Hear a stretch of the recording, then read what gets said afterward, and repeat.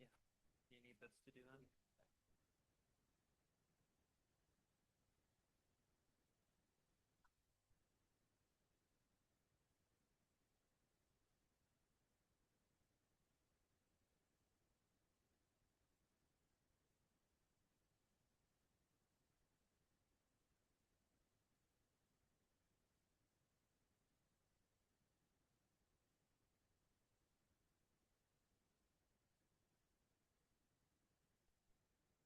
Mic check, 1 2 1 2.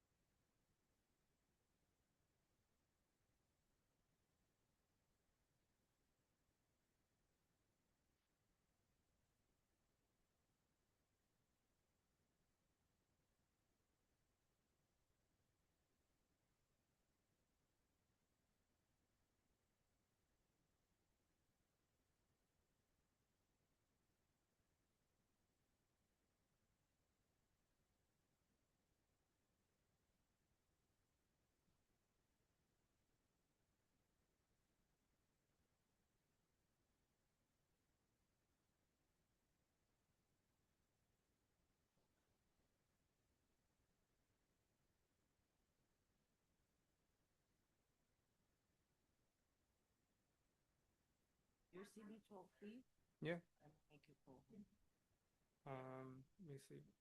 One thing I'm gonna do if so bracket's gonna be like the executive committee, right? Okay, so I'm gonna point the camera this way, like the majority of the time. Yeah, correct. And then when they give the reports, do they come here? Yes, they do. Okay, all right, sounds good. Unless you find someone that says, "Oh, No, no, no. heads up." I think it's better Yeah. here because I don't have much length if I need to move the camera too much, and I'm gonna tape it down just for safety.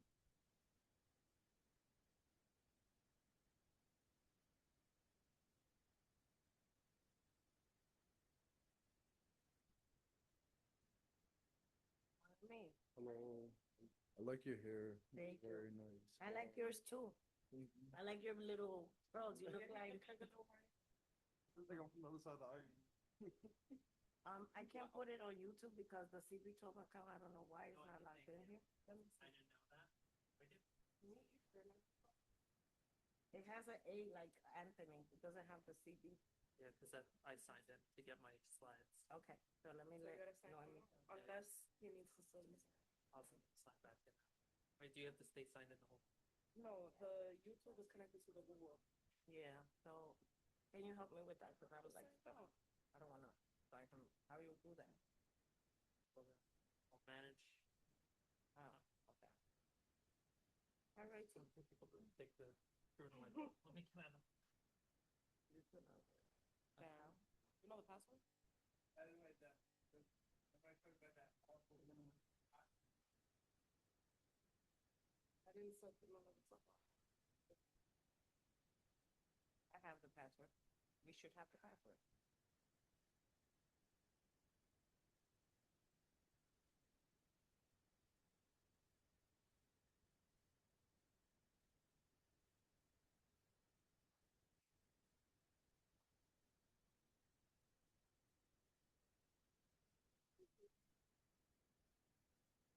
I like the room, but why are you in here and not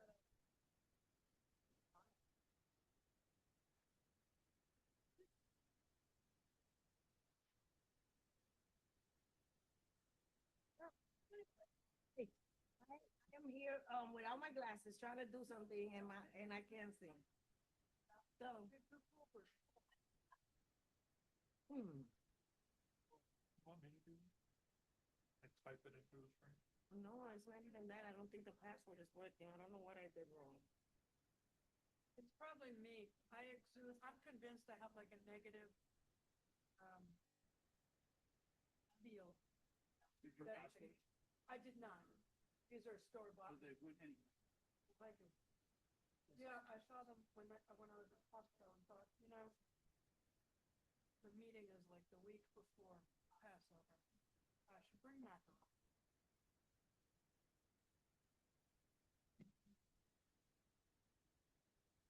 The macaroon seems to be messing me. Yes, please, before I have a heart attack. One thing is,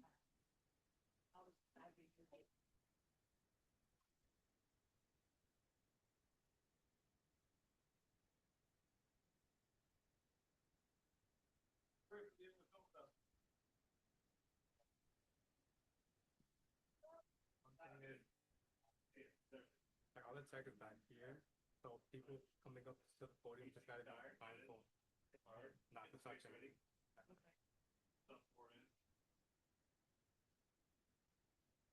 Give me the password. I don't know what password. Okay, go on SharePoint and get the password. Do you know the email at least? Yes, CB12M. CB12M. No CB that I want to see that. Gmail one. Gmail.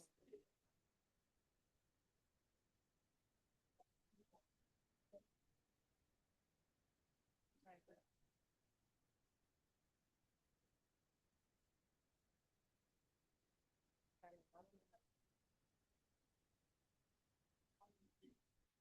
No, well, Eric, wanna know whose daughter? Brooklyn. And I'm like, wherever you want, you're the queen. You just put everybody. Oh my God, I found it. Tell me. I understand.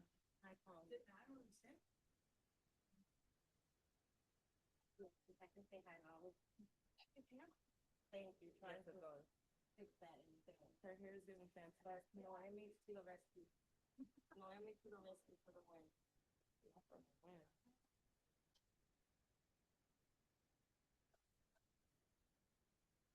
Just changed recently.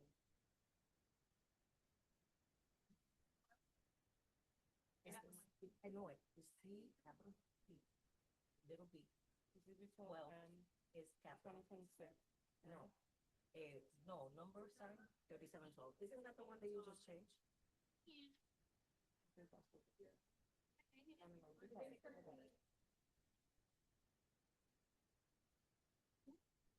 It was me that changed that. I know.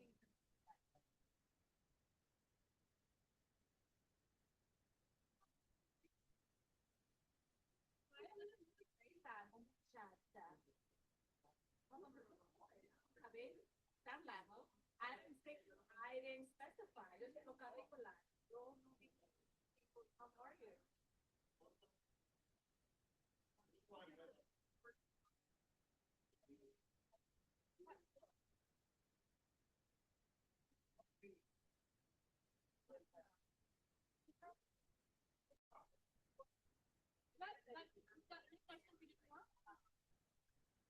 I think it doesn't work.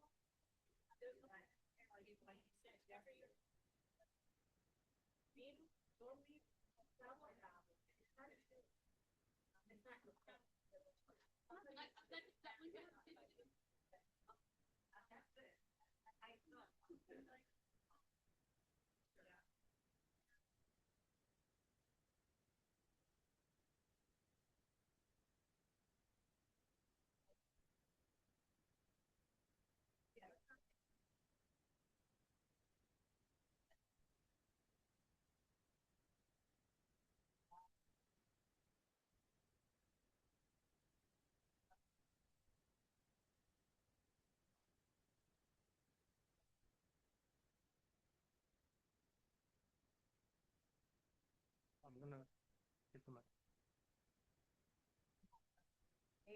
Suena que aparezca uno ahorita.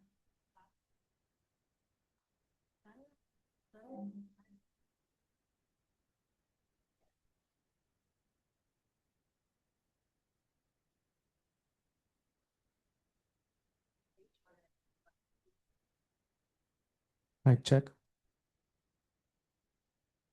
1 2 1 2. Mic check. 1 2 1 2.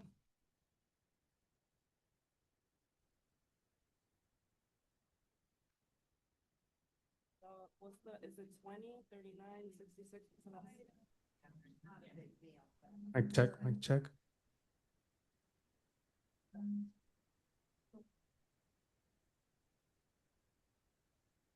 Mic check. Check.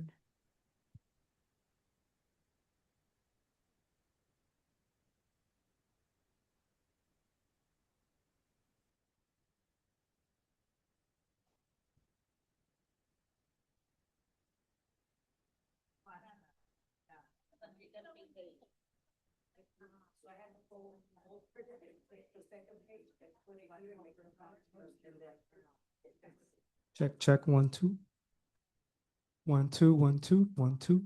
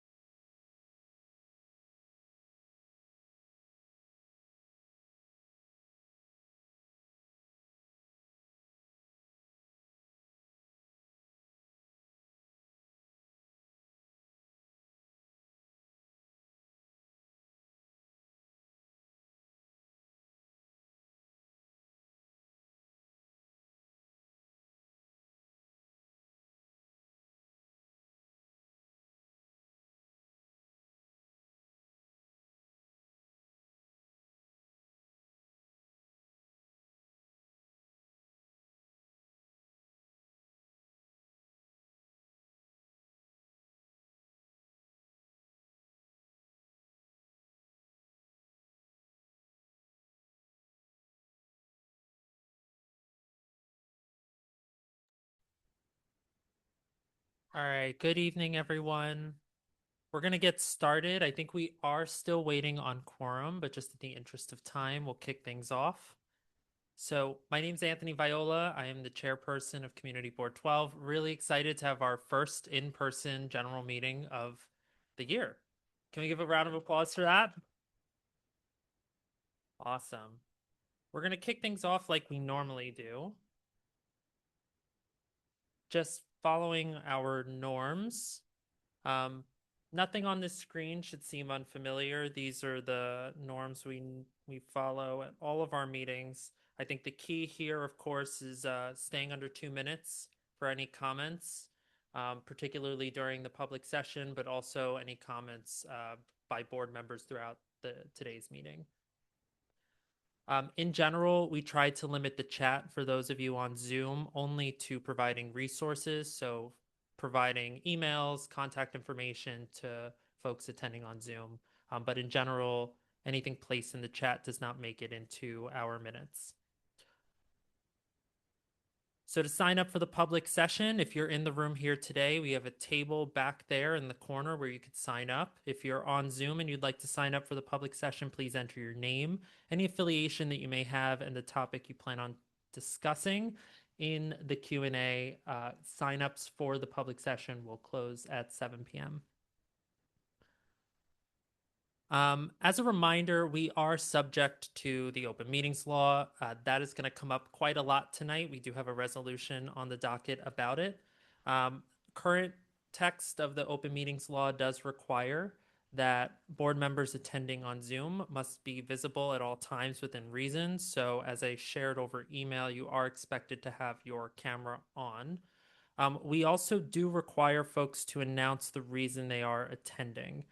This is something that is in our bylaws. So if you are not exempt, meaning you have not submitted an exemption to the board office, but you are attending on Zoom today due to one of the reasons in Article 13, we do ask that you unmute yourself and announce the reason you are on Zoom. I see quite a number of folks on Zoom. I think some of you had reached out to the office previously. I'm just going to go in order of folks who I see. Tracy McNeil, if you want to start. Yes, good evening. I can't remember if it's 13.1 what the subsection is, but I'm virtual due to my own personal illness. Great, thank you so much. Tai Fujimura. Yes, hello. I am virtual because I'm traveling for work. Great, thank you. John Benitez. Hi everyone, John Benitez here. I am not available to attend in person due to work. Great, thank you. Noemi Diaz.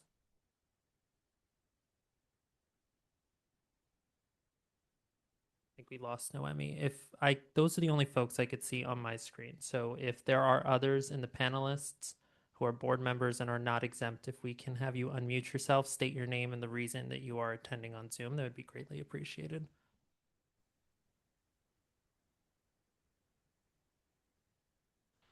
Okay, seeing none, we're going to go through the order for tonight. We cannot place a motion because we don't yet have quorum. But this is pretty typical as to what we're doing every month, starting with the call to order. Once we do have a quorum, we'll adopt the agenda and then the minutes. I'll go through my chair's report. Really excited to announce this month with our new district manager. I'll turn it to Kiana Diaz after my report to give her first district manager's report, followed by the report from the borough president's office. Then we'll go to the public session, the committee reports. We'll go through our items for a vote and the roll call, followed by the elected's official reports, and then old business and new business. So with that, I'm just going to skip ahead to my chair's report. So I wanted to provide a brief update tonight during my chair's report about what occurred last week at the Borough Board. Really excited to share that as part of the normal cadence of events that occur with the preliminary budget, the Borough Board did consider the various positions of each of the 12 community boards in Manhattan to put into a document that provides the city with what the position of the Borough Board is on the preliminary budget. Ahead of that exercise, we put together the top 3 items for Community Board 12 at the request of the Borough President's Office. And those items were discussed at last Monday's Executive Committee. We are ratifying those tonight, so I hope that everyone has had an opportunity to take a look at that. The top 3 items in a nutshell are affordable housing, again, more detail in that document, public health and safety, and youth and education, particularly around charter schools in the district, which next week we do have a public hearing. I encourage everybody to attend. It'll be at Hammer, 6:30 p.m., Tuesday, March 31st. I am happy to share that no one objected to any of the input I provided or we provided at the Borough Board, so it did make its way into the position of the Borough Board for submission. If there are any questions about any of the positions that we took in that document, let me know and we can talk offline.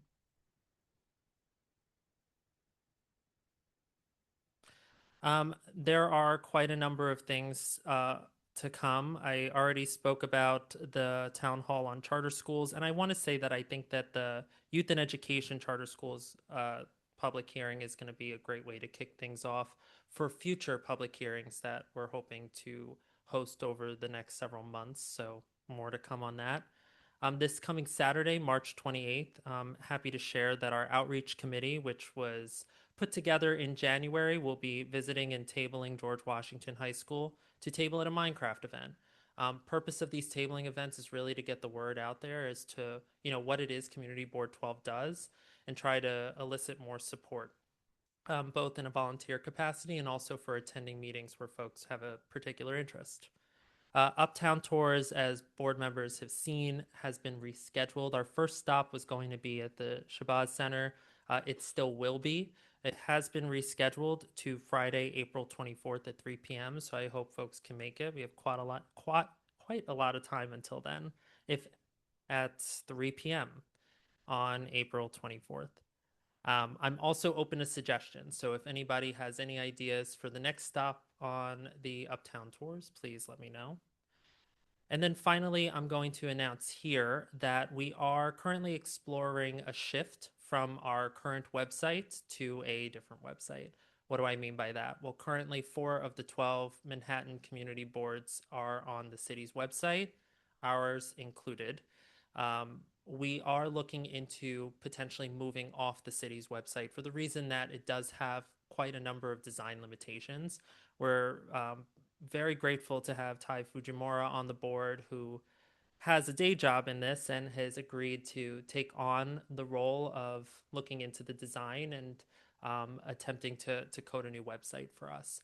So reason I mention this is if anybody has suggestions on what should be in there, please let Tai know. What Tai has asked me to inform you all is if you've seen anything that would inspire you, so like a different website, for example, that you think would be a cool design or flow for our website, that would be a great way to share that feedback by sending him a link to whatever has inspired you.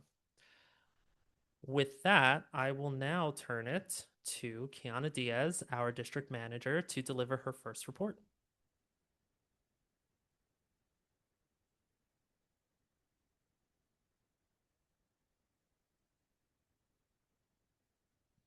Hello, everybody. How are you? Good evening. I would like to thank you, Chair. I would like to just take a moment to say thank you to the board. Thank you for the warm welcome. I'm looking forward to working with you all. Thank you for the work that you do in serving our community, and I hope that I can be support to you all in your advocacy for the community. Over the coming weeks, I will be working with all the different committee chairs to set up a meeting just to see how I can be more supportive to the agendas or the goals of your respective committees. And that will be happening throughout April. Okay, sorry. So as the chair mentioned earlier, the Youth and Education Committee will also be having its first public hearing of the year. It is going to be based on charter schools. This is an opportunity for local stakeholders, families, children, the youth, the actual students to come in and basically voice whatever concerns or their experiences around the charter schools. We have the flyers back there. If you could all please take some flyers, share with your neighbors, share with anybody that you know that has a student. We welcome everybody to come. This Thursday, we are also partnering with the Department of Health and Mental Hygiene. We're going to be having a rat academy. And, you know, we got a lot of rats uptown. We got a lot of Mickeys. And so the point of this event is to figure out different rat mitigation issues. I know we've received a lot of calls asking if the birth control for rats pilot is going to be up here. This is not a part of it. It will not be a part of this curriculum. It is still being piloted in Harlem, and if it is successful in Harlem, then maybe they will bring it to Washington Heights. Last month, Community Board passed a resolution in support of the Conectémonos El Conuco Urban Farm Project. The Youth and Education Committee passed a resolution. Part of that resolution was that the Community Board recommended that the School Construction Authority conform to a revised timeline and provide the designated land to the George Washington Educational Campus so that the urban farm can begin soil testing and proceed with their intended urban farm planning and implementation. The resolution also requested that SCA provide status updates and designate a contact person to both the George Washington Educational Campus and to CB12 until the process is completed. I have been in conversations with both the SCA and with the Department of Education. The School Construction Authority has actually completed the work as early as August of 2025 last year. However, as of March of this year, this March, there has been no written confirmation that the site has been formally turned over to the Department of Education for the use of the following construction. The campus manager for the George Washington Educational Campus confirmed that the next steps remain pending and indicated that an in-person update will be necessary before the process can actually move forward.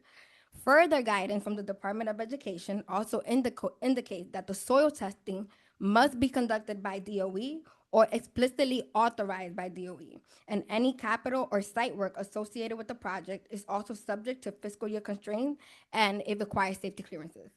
I will continue to follow up with the School Construction Authority and the Department of Education officials, and I will keep the board informed as additional updates become available.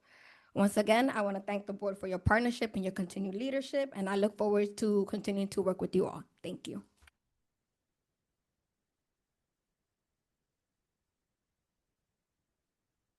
Thank you so much, Kiana. We'll now turn it to the Borough President's office to deliver their report if you want to deliver it now. And then if the Borough President is able to join us, then he can provide some remarks as well. So Porfirio Figueroa, take it away. Hi there. My name is Porfirio Figueroa. I'm the Deputy Director of Community Affairs for the Manhattan Borough President's Office. I will keep my portion of this brief because he will be coming on shortly. Sadly, like everyone else, he had childcare issues, and so he will be online later. However, I do want to let you know about a couple of things.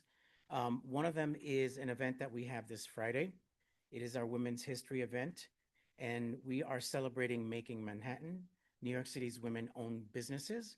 We actually have a representative from up here from Washington Heights, so I would urge you all to sign up. It will be held at the Roosevelt House of Public Policy Institute at Hunter College from 4 to 6, Friday, March 27th.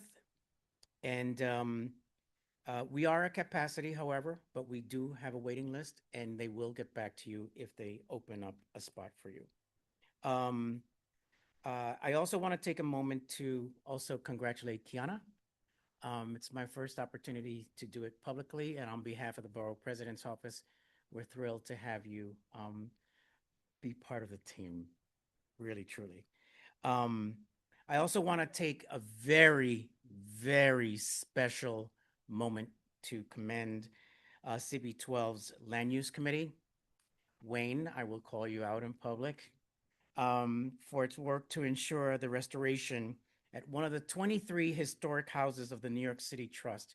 You may know that actually 3 of those are actually up in Washington Heights. However, the highlight of this particular moment is the Morris Jumel Mansion, which just celebrated the groundbreaking of the project with the community parks and elected officials on March 9th. with a $10 million grant. This is very, very thrilling for Washington Heights. And then I will cede the rest of my time to the borough president when he comes on.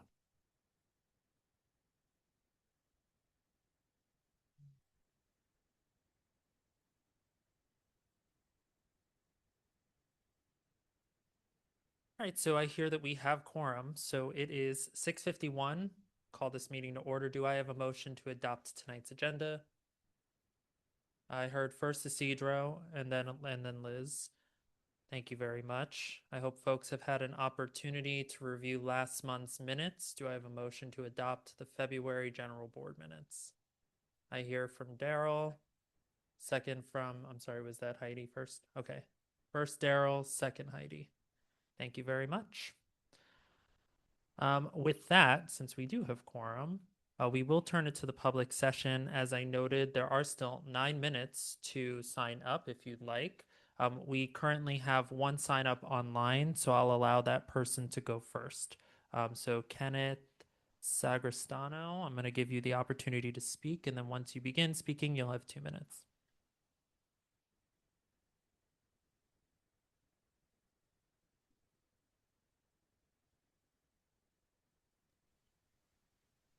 Okay, should be able to unmute yourself now. All right, do you hear me now? Yes, you can begin. Good evening, everyone at Community Board 12. I wanted to speak tonight because I just wanted to say thank you to the entire Community Board. Last month I was here. I made a plea to you guys about trying to open my business here in the community. And you were able to redirect me back to the licensing committee. I did go back to the licensing committee and I worked with them and we came to an agreement on the hours for my business. And I'm very thankful for that. I'm very grateful to be here and looking forward to opening my business here in the community.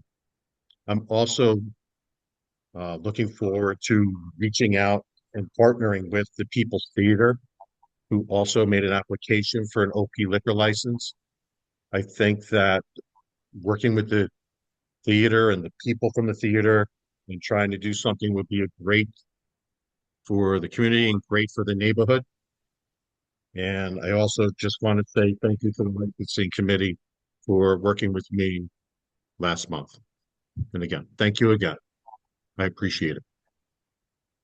Great. Thank you so much, Kenneth. And for those board members voting tonight, that is resolution number 9 that he just spoke on. That was the only sign up for the virtual public session. For now, we can turn back to that before 7 if anyone else does sign up online. But now we're going to turn to the in-person public session. Thank you. Starting with Milka Rodriguez to speak on Earth Day. So if we can have you step up to the podium, and then once you do, you'll have 2 minutes to speak. Okay. Good evening, everyone. My name is Milka Rodriguez, and I'm here to promote my social venture. It's called Globetrotting Dominicana. It's a tourism social venture that supports sustainable travel as well as youth environmental leadership here in New York City and also abroad. We offer sustainable travel programs in the Dominican Republic as well, focused on community development and environmental leadership.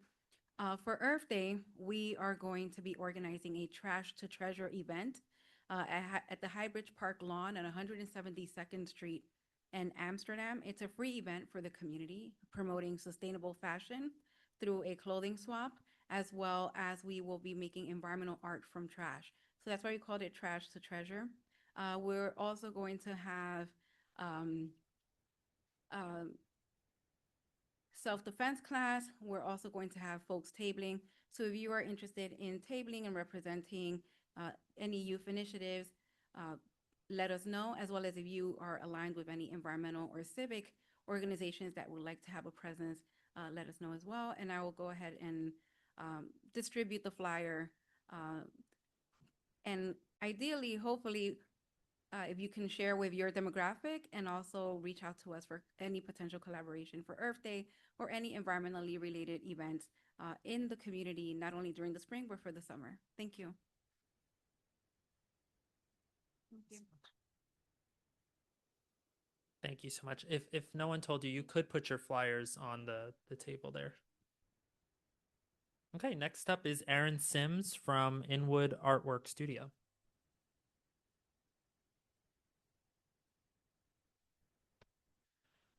Good evening, everyone. How's everyone tonight? Thank you for your service, Community Board 12. I greatly appreciate all your volunteerism and all you do for our community.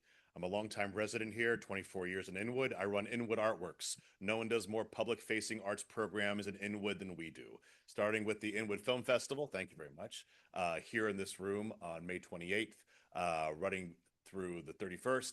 And then we'll be at the Hudson and Dyckman Marina every Monday, June through August, doing the only free outdoor bilingual cinema series in New York City in its 9th year. We encourage you to come. It is free. We also do community concerts for this community at donation-based, which is nearly free. We do podcasts featuring 45 weeks of the year of local people, many who are in this room, which is also free. So you don't have a reason not to get involved and get engaged.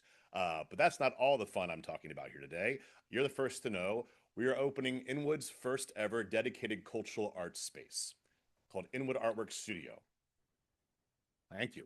At 112 Seaman Avenue, we are working diligently on it. Stop by, say hello. We'll be in and out working on it.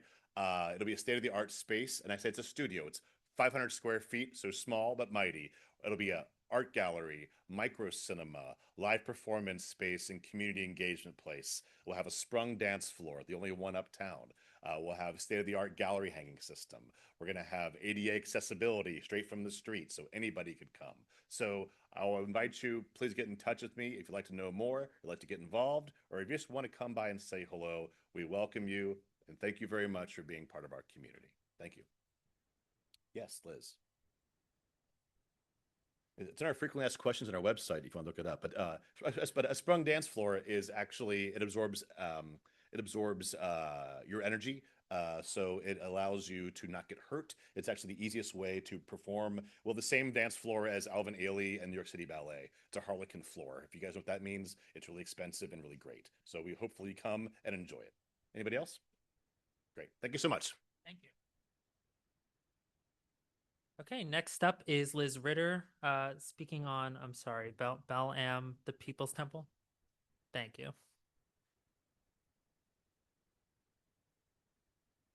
Hi, I'm actually wearing two hats. First hat is I'm the president of Beth-Am, the People's Temple. As you might have put together, we're Jewish. We've got a big holiday coming up. It's on Wednesday, April 1st. I'm really, really unhappy that this board has a committee meeting on April 1st. Not okay. So if we're not meeting on Christmas, we're not meeting on Easter, we shouldn't be meeting on Pesach. So Porfirio, representative from the Manhattan Borough President's Office. Okay. Registering a serious beef with that. It's just not okay. We're a multicultural community. Switching hats. I also am a volunteer with Uptown Wagon. It's unrelated to the synagogue. I just do a bunch of things. We are having a free store on April 28th at the Armory. The Armory graciously gives the space for free. We spend all day on the 27th accepting donations, setting up a free store. We take pretty much everything except furniture and books, clothing, toys, office supplies, crafts, small appliances, shelf-stable foods, toiletries that are unopened and unused and unexpired. We set it up in a dignified way and have people come and shop, but everything is free. So the shopping happens on the 28th, the donations happen on the 27th. If you want to volunteer, if you want to come shop, if you want to donate, let me know and I'll give you the details. Thank you. Drop-offs on the 27th are 9 a.m. to 6 p.m. The 27th of this month? The 27th of April, Monday. My bad. April Thank you. 27th, sorry. And the store is from, I forget if it's 2 o'clock or 3 o'clock until 6 on Wednesday.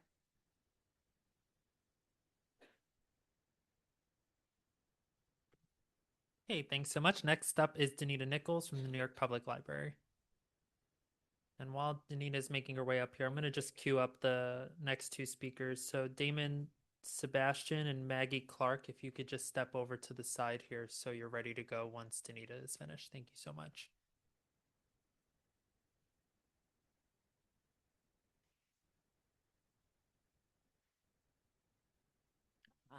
Lots of Weilers under here. Yeah, good evening, everyone. It's always great to have you up here in Inwood, which is my home and also where I work. I'm here representing all the three uptown libraries, Inwood Library, Washington Heights, and Fort Washington. And this time of year, going into April, is when we have our spring English classes registration. So that is going to be coming up in Washington Heights Library very soon. There are classes for all levels from beginning to high intermediate, and it's important to spread the word on that. I'll leave some flyers over there. Inwood does not have the formal English class, but we do have English conversation, as do all of the three uptown libraries. We are having two English conversation classes on Tuesday is for beginners, absolute beginners. That's hard to find with English conversation. And Thursday for high beginner, low intermediate. The flyer I have says March. The days of the week are the same. And it also in the back, I have a wrong flyer here. In the back, it includes the dates that Fort Washington and Washington Heights have their English conversation. And finally, since we're in Inwood, something really Inwood centric, Inwood Library has been very happy to be building an adult book discussion that we call Diverse Books and Banter, that has just become a really growing book discussion this month, which it is this Thursday. They're discussing Fahrenheit 451. The titles range from very contemporary to classics that all have a very strong sense of urgency or currency right now. So I will put that up there as well. And good to see you all.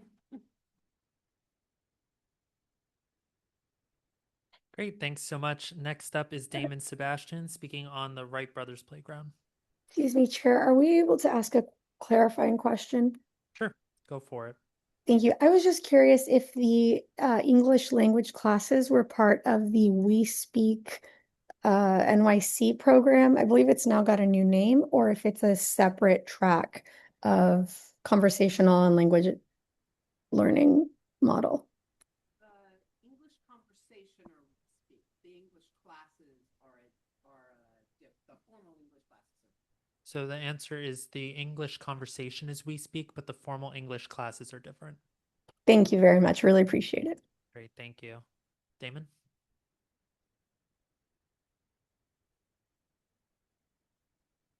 Okay, hello and good evening. I'm Damon Sebastian, lifelong Lower Washington Heights resident. About a year ago, I was here at the meeting and I had announced that the Wright Brothers Playground right behind PS 28, 156th Street between Amsterdam and Broadway is in disarray. It's been that way for quite a while. And I've met with Jana Lazort, Tricia Shimomura, who's now the Parks Commissioner, a year ago. And, you know, it sounded good. I think that there's a problem with money. We got thousands and hundreds and so many kids. We got a basketball court. We have a soccer field coming, and a kiddie park. And I mean, all I'm seeing is that they're talking about building a small soccer field with money allocated from, I believe, from Carmen De La Rosa, Al Taylor, Adriano Espiat. There's a whole kiddie park that's just run down, and there's rats. So they are talking about rat abatement, but as far as the whole playground being redone, we have cracks in all the basketball courts. It's really a bad sight. It's so bad that I'd like the whole board to actually ever come and see this park. It's been there for a long time and nobody comes to visit, but This is about the kids. And where the money's going to come from, I'm going to tell you, I don't know. I don't know. I just wish I could help find some way to support Jana, who's uptown, the administrator of parks, and the commissioner, but we have empty promises. And 1988, real quick, it was a renovation. Stanley Michaels was city council. 2012, the last time the park was done, Councilman Robert Jackson, 2.3 million. Now the park is like, I don't even want to describe how bad it is. And that's all I'm here to tell you. I need support. We need support. The kids need you. The Wright Brothers Playground, PS 28 on 56th Street. That's all I can say. Anybody have any ideas coming forward? It really has to go through Jana and the commissioner, but we just need your support. Thank you.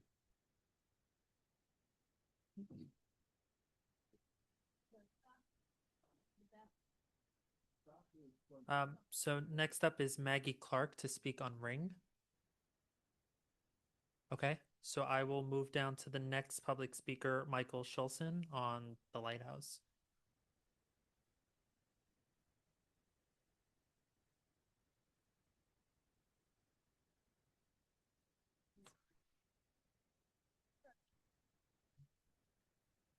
Hey, my name is Michael Schulzen. I'm a longtime resident of the Heights, and I'm just wanted to quickly introduce myself. I'm a reporter, and I recently launched a kind of community newsletter and news site that's focused on the Heights between 181st Street and Dyckman. That's called the Lighthouse Washington Heights. I've talked to some of you and reached out to some of you in the past few weeks, and I just wanted you to kind of be able to put a face to the name and let you know that I'm working on this project. And covering the community board is, I think, part of what I'm trying to do, and to do fair and accurate coverage. And I look forward to doing that in the months ahead. If anybody wants to check out the site, it's thelighthousenyc.org. Thanks.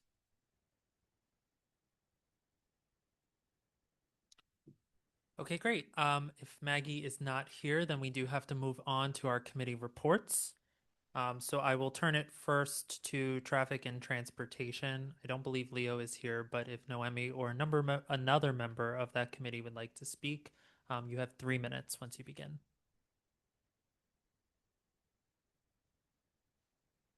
Okay, hearing none. Oh, there you are. Sorry, I thought you were online, but I couldn't hear you. Come on up. You're good.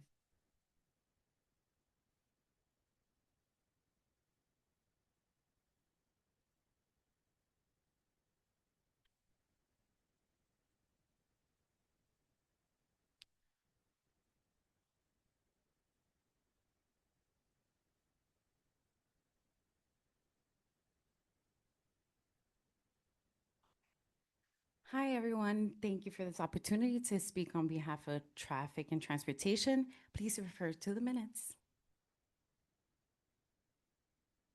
Great, thank you. And just for the record, sorry, I probably should have clarified. The committee reports will just be for the committees to provide a report outside of the resolutions that they are presenting tonight. So with that, if business development would like to deliver a report, I don't know if Radia is here. There you are. Great, Radia refers to the minutes. Land use, Wayne Benjamin, if you'd like to deliver a report.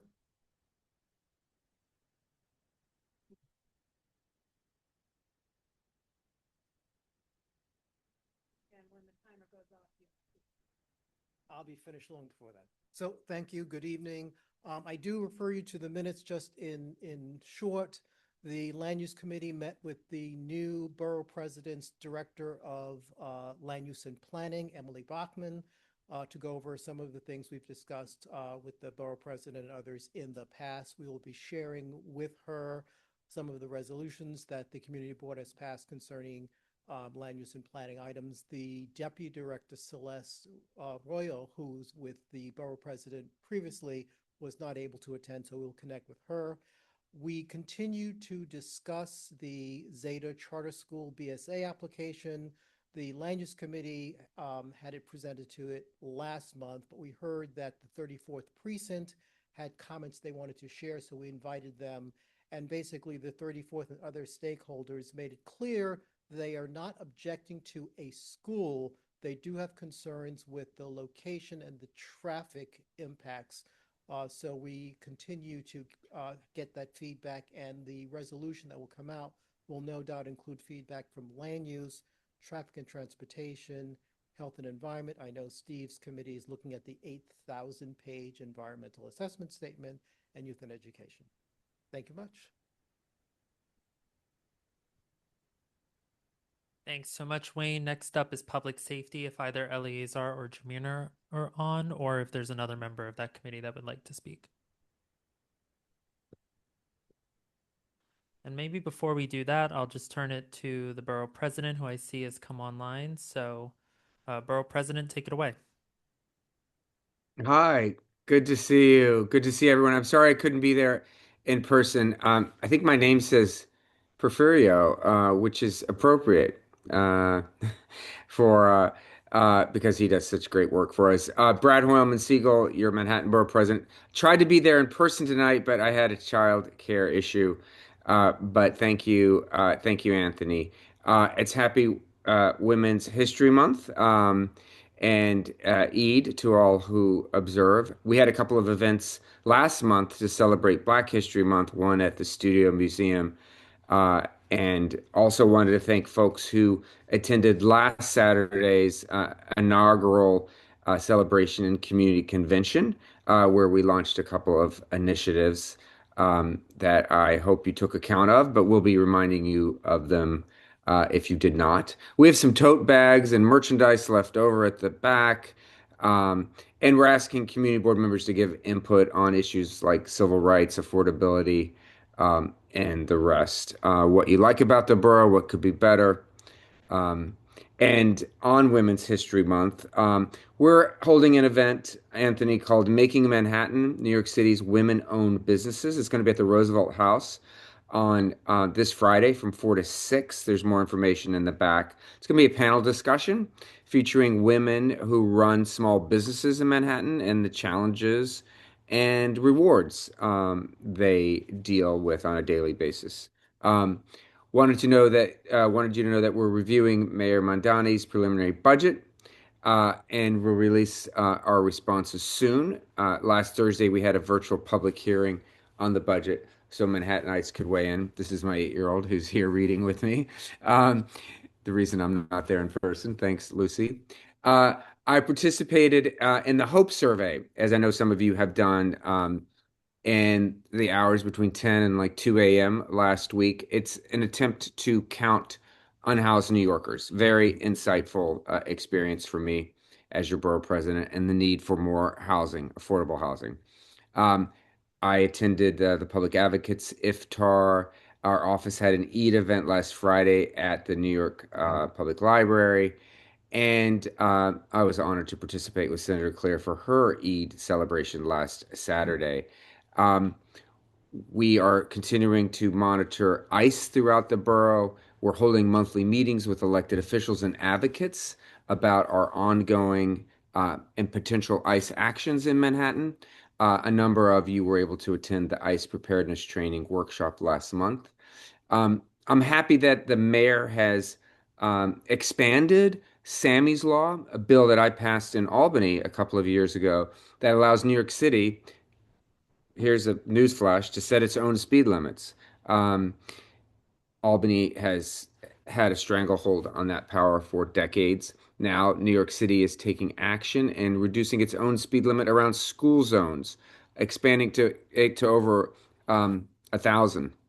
It's going to be lowered to 15 miles per hour in those school zones, which is going to save a lot of lives, we all believe. HUD has proposed a new rule that would effectively block mixed immigration status households from receiving any public housing benefits. If this is enacted, it's going to impact thousands of people in New York City, including 5,000 children who could face displacement. I'm circulating a sign-on formal comment to Manhattan elected officials during the rulemaking period for this proposal. And we're launching our volunteer corps, which is building off of my predecessor, Controller Mark Levine, efforts when he was Manhattan Borough President. There's information in the back on that. I wanted to congratulate Kiana, your new district manager, as she comes to you with exceptional knowledge after being with the city council for a number of years. And I wanted to commend the land use committee and the entire community board for its work to ensure the restoration of one of the 23 historic houses of the New York City Trust. You all know the Morris Jumel Mansion, which celebrated the groundbreaking of the project with the community, parks, and elected officials on March 9th. Wanted to let you know that Maria Lizardo, who you all know well of NIMIC, and 22 additional Uptown Washington Heights Inwood not-for-profit organizations met with me recently, and we shared resources and information on our Manhattan Borough President tourism grants, and we look forward to those being awarded to the neighborhood. That's my report. A lot of other things going on, but I want to be mindful and respectful of your time, Anthony. Thank you very much. Thanks, Brad. You do have one question in the room from Liz Ritter. Hi, Liz. Great to have you at the meeting. Love seeing your daughter. I'm wondering if it's at all, oh, sure.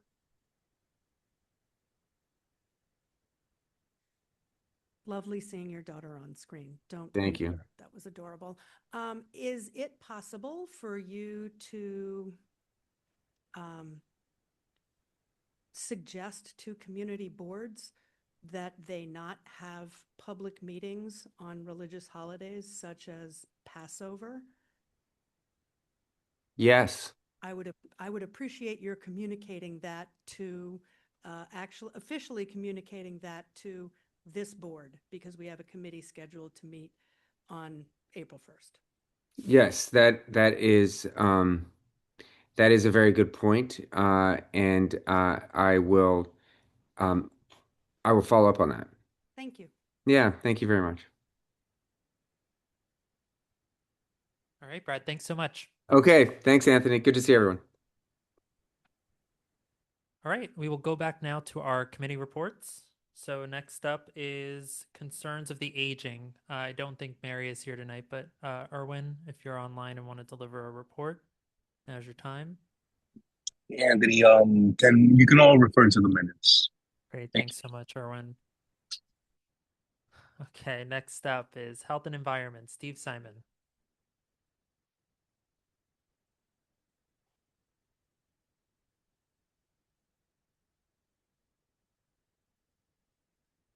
A lot of wires here. All right, the big news is that the nurses went back to work at the New York Presbyterian Hospital. It's about, I think about 4,000 nurses. They were engaged in probably the longest nurses strike in New York City history, ran for 41 days. They were, they appear satisfied with the fact that they are gained through this new contract, safe staffing measures, a guarantee that there'll be weapons screenings at entrances throughout the hospital, that there'll be a special team that will respond to any psychiatric emergencies, and that the nurses will be equipped with panic buttons so that they can signal when there might be an emergency. What's more?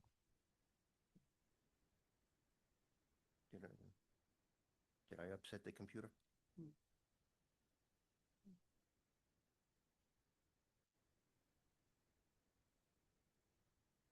All right, so that was not a psychiatric emergency. They were holding out in the end, I believe, to get additional nurses hired by the institution.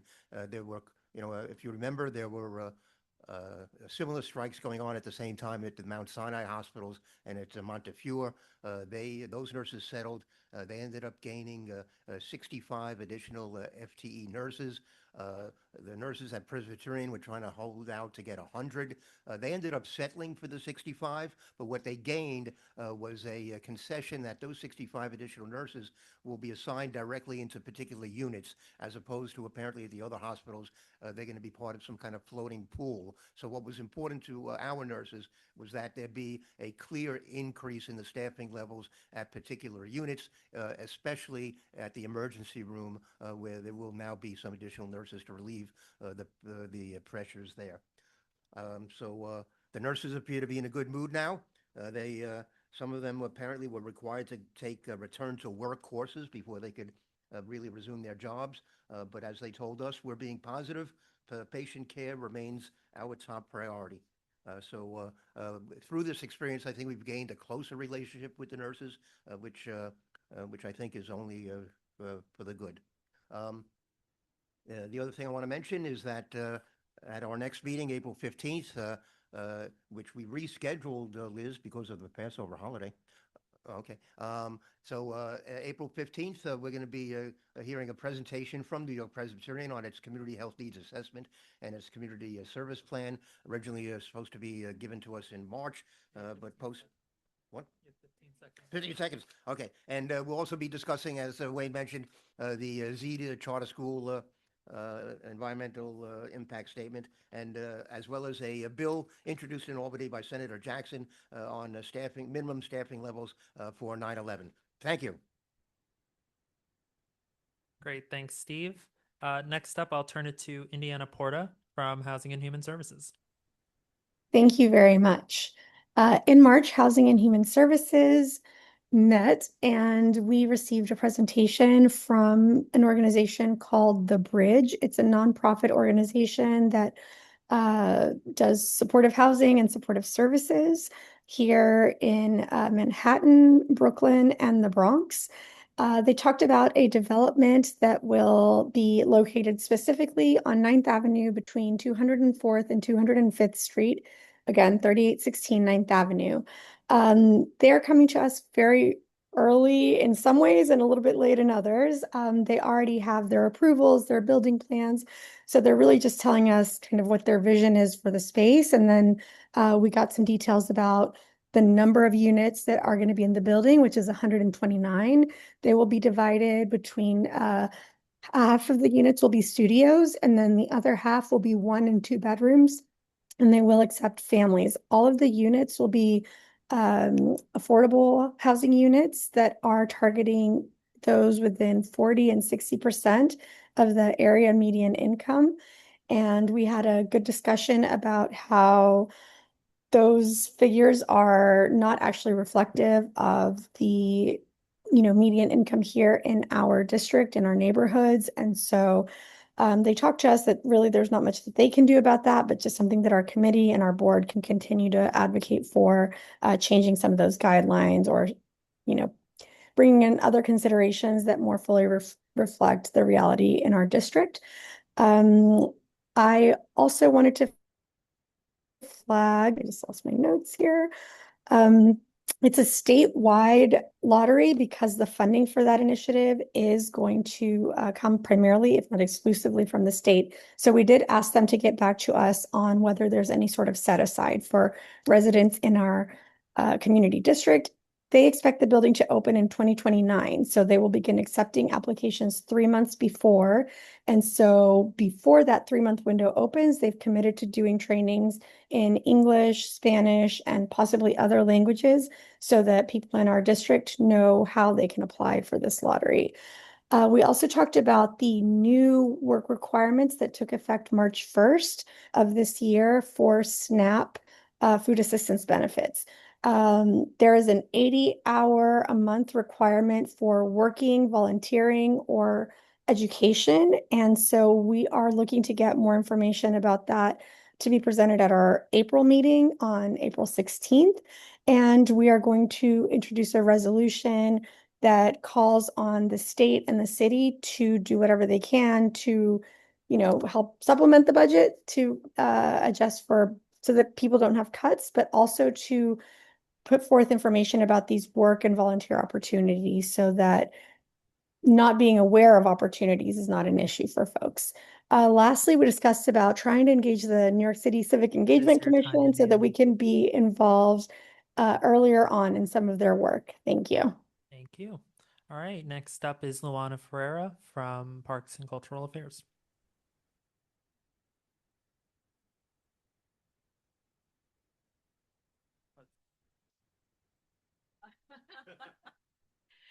So, yes, refer to the minutes, but I also want to take this time to address the gentleman at the Wright Brothers Park. You were there last year. You presented, you brought the concern before my committee. We actually also did a walkthrough to envision the space. And now I think it's time to now proceed with something a little bit more lovingly aggressive so that we can get this space revitalized for our children. There will be two resolutions forthcoming, Sally Fisher's memorial, as well as, once again, 1% for parks. We cannot talk about quality of life without involving the need for public free spaces. So the mayor campaigned on this promise, and we will be pushing that resolution once again. Thank you. Great. Thanks so much, Luana. Isidro, report from licensing.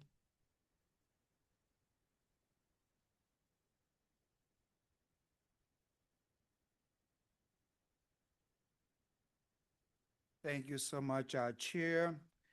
Just a quick reminder, licensing is not going to meet on the 8th. We're going to meet on the 15th in observance of Passover for our Jewish brethren.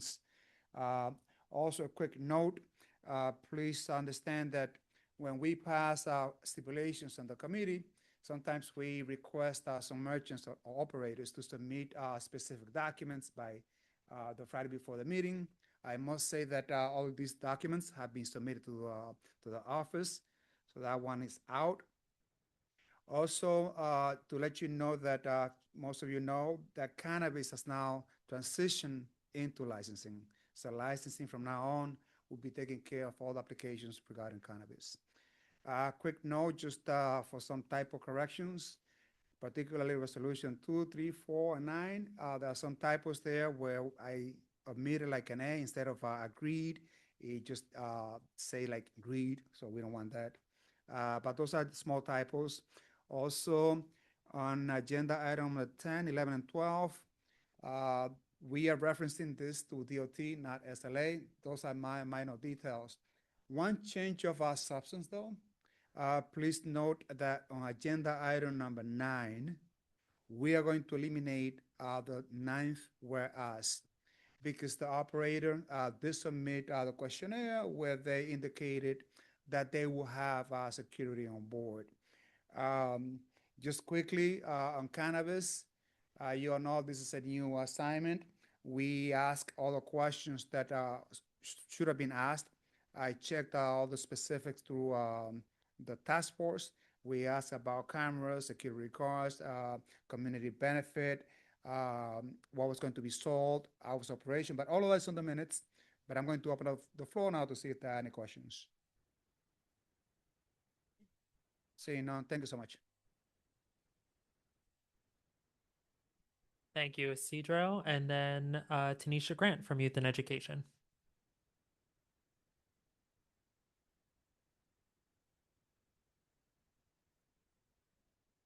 Tanisha, I see you're online, but I don't know if you can unmute yourself for your committee report or if you're No. referring to the minutes. Is it for me?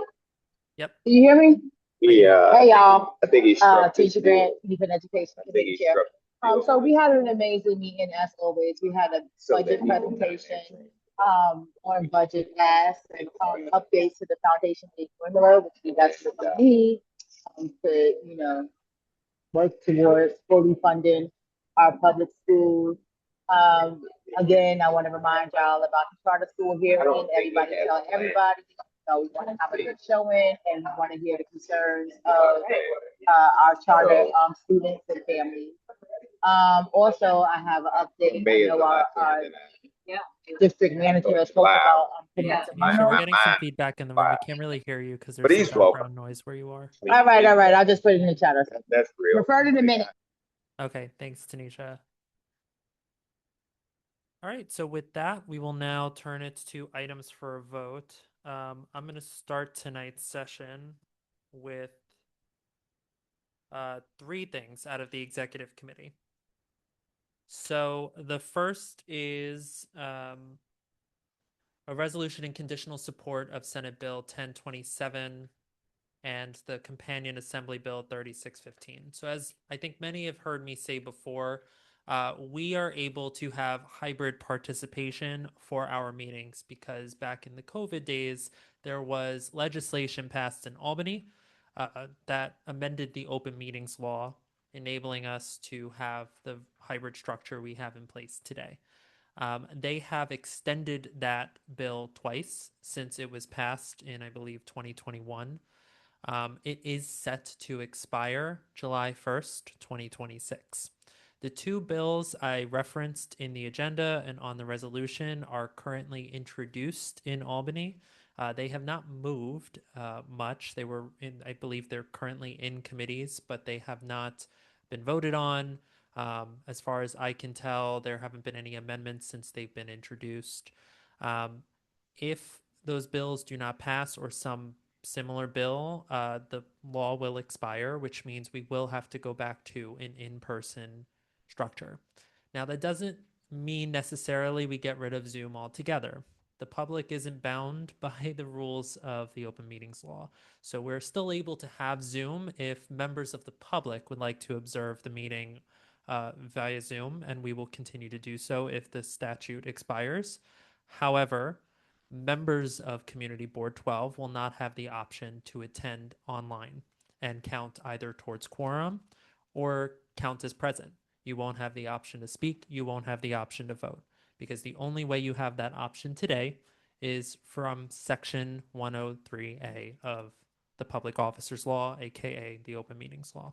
So what this resolution does is it conditionally supports these two bills. The conditions are all laid out. I believe there are 5 of them. The biggest one I just want to discuss, as I'm sure many of you can tell, even just from how I opened this meeting, and believe me, I take no pleasure in opening a meeting asking folks to explain why they're on Zoom, is that the open meetings law restricts our quorum currently, even with the hybrid structure, to people who come in present, and only those who are quote unquote exempt from needing to attend in person. In order to be exempt, you need to have a qualifying disability under the executive law. So this resolution asks the legislators in Albany to reconsider that and allow us to extend the list of excuses so that all those folks who said they had an excuse to attend online would count towards quorum. Now, as far as I understood from our executive committee meeting, there is a low probability, it sounds like, from folks who know Albany well, that this legislation is going to pass. Now, that said, the resolution also calls on our city council members to look at this as well and pass a resolution calling on our legislators in Albany to do something, at a minimum, extend the law. But with that, I will stop there and answer any questions about this resolution, Resolution A. Okay, seeing none, I will move on to Resolution B. So each year, I believe it's city planning puts out a citywide statement of needs. What that statement contains are a list of needs from the various agencies that make up our city government. This year, that statement came out in, I believe, December, and has a public comment period that goes until April 8th of this year.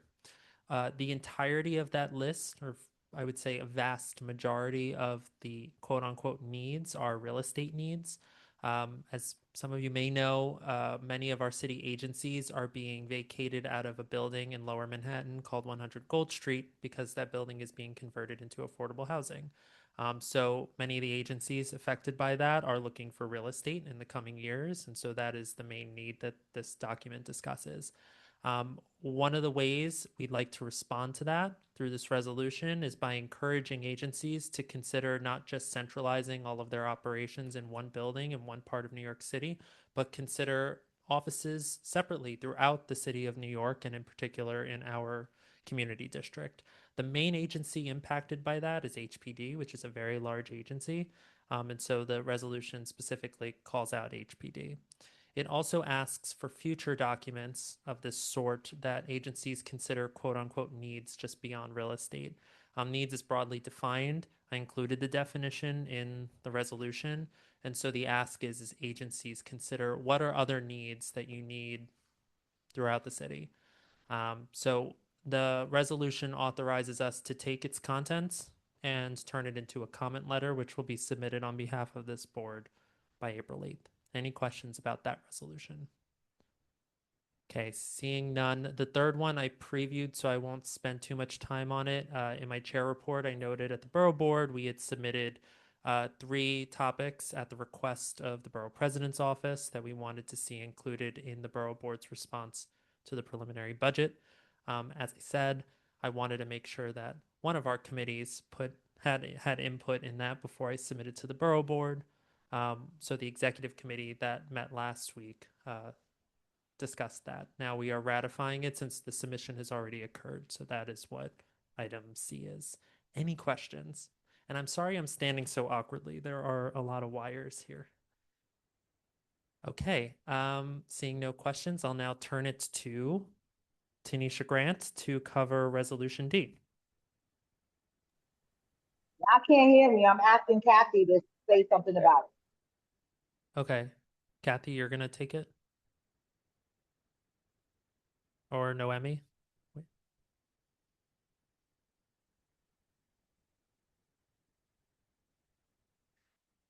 Okay, I think Noemi is coming up here.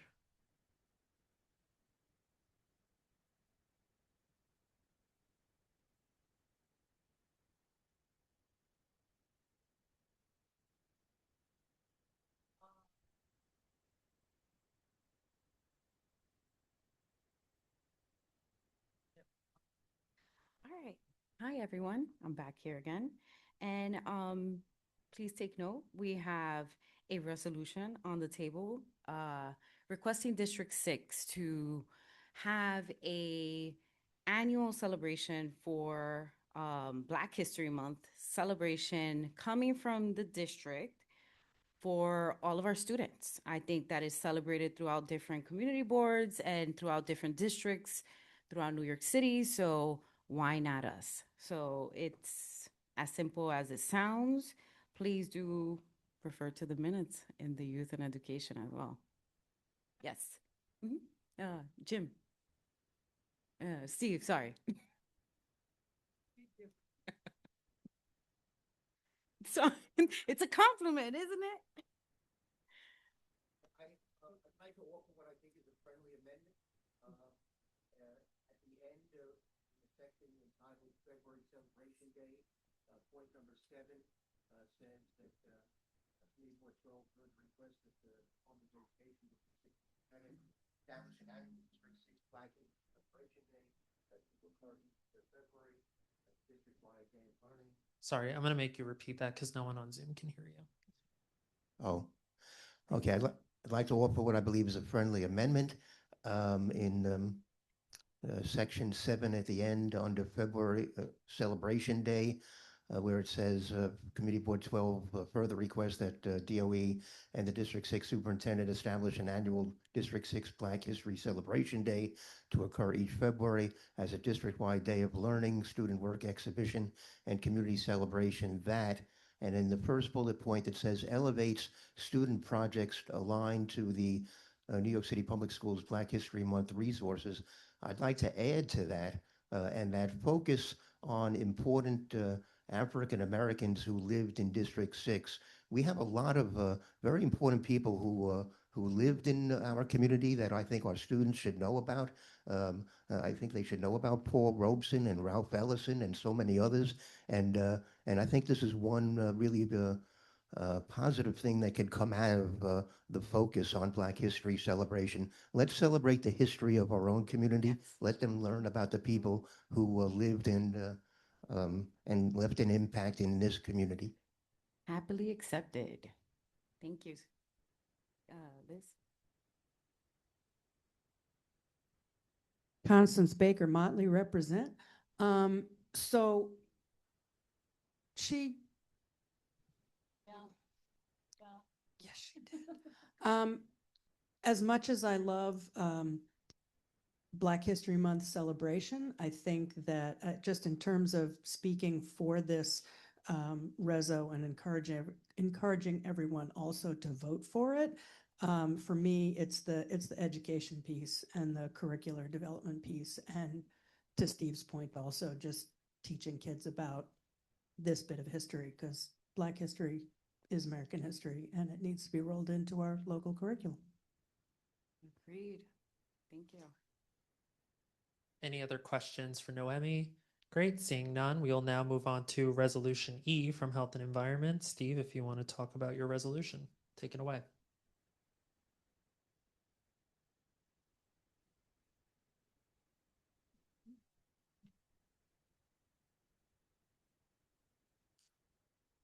So this resolution addresses the latest solid waste management plan produced by the city's Department of Sanitation. Solid waste is, let's say it's a nice way to refer to garbage. We're required under state law to produce a revised plan basically every 10 years.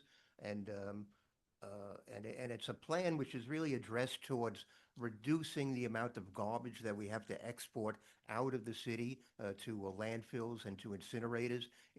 We're supposed to be focusing on improving our recycling rates, on improving waste prevention, on improving composting, everything, all of the possible programs that could help us reduce the garbage that we have to put out on the streets to be collected and then put into trucks and sent out of the city.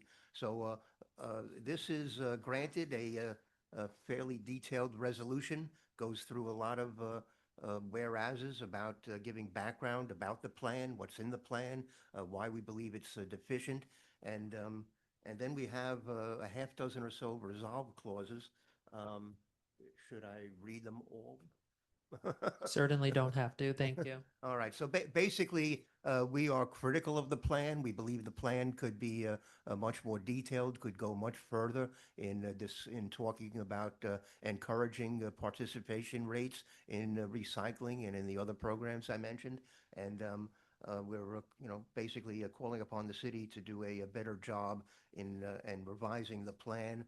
And among the things we're also calling for in the very last resolve, which I want to highlight, is we're asking that the city council, beyond just talking about the sanitation department revising its plan, we're also asking that the city council pass a bill which would provide separate composting infrastructure in each of the boroughs, which would make it much easier for us to process the organics that are collected and hopefully improve the composting collection rates as well. Any questions?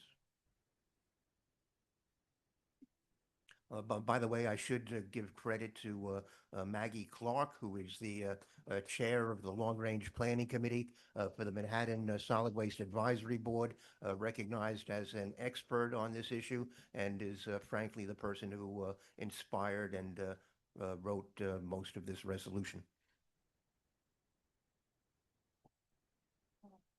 Yes, Maggie does a lot of talking trash. Yeah. I don't see any questions for you, so thank you so much. And then next is Traffic and Transportation's resolution in support of the Amsterdam Avenue pedestrian safety improvements. Take it away, Liz. Hold on, I got to set a timer for myself.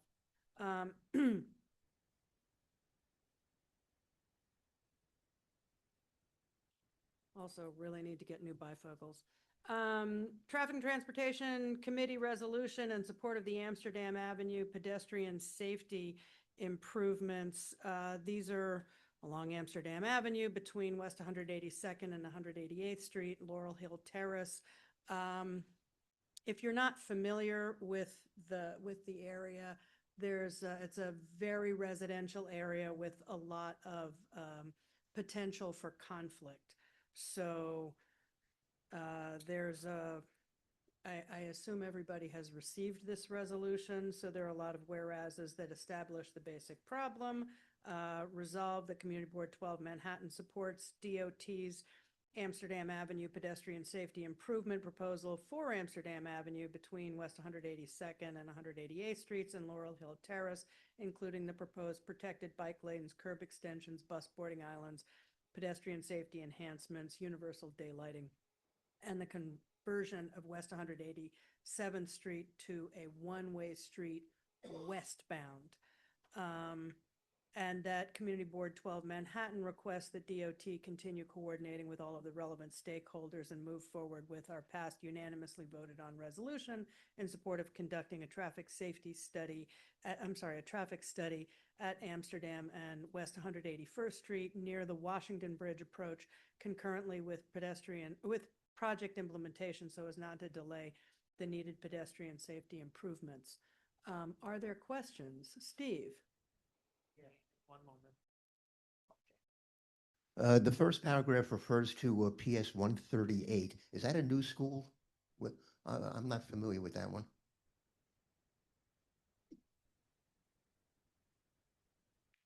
I'm thinking that's a typo and it should be 132. Oh, yeah, could be. Although, Or 188. Yeah. No, 180, PS 189 is included there.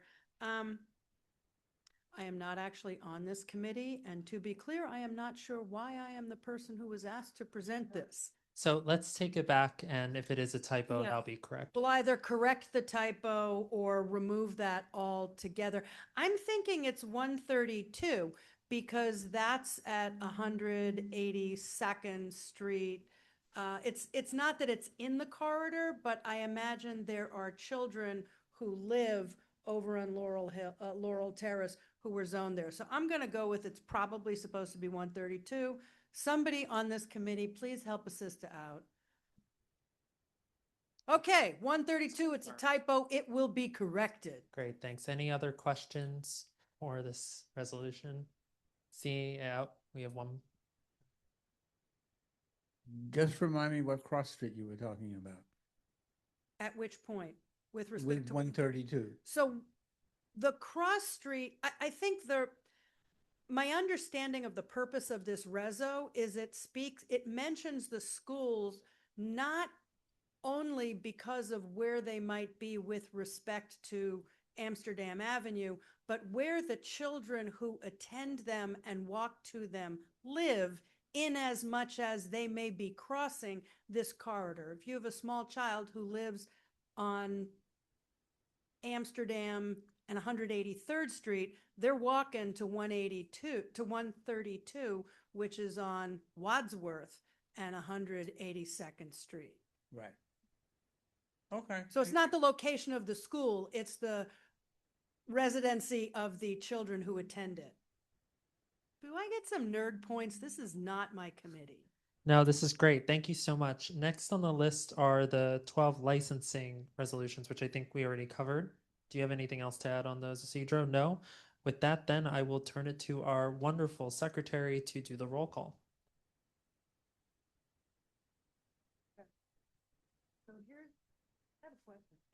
People who don't count for quorum, but are, because of their status not being included in the whatever exception, but who are here on Zoom, still get to vote. Absolutely. Okay, just making sure. For now. It's a good reason to vote in favor of that reso. Okay. All right, Jamirna Ramirez. You might need to hold the mic. Thank you. Jamirna Ramirez. Okay, Richard Allman.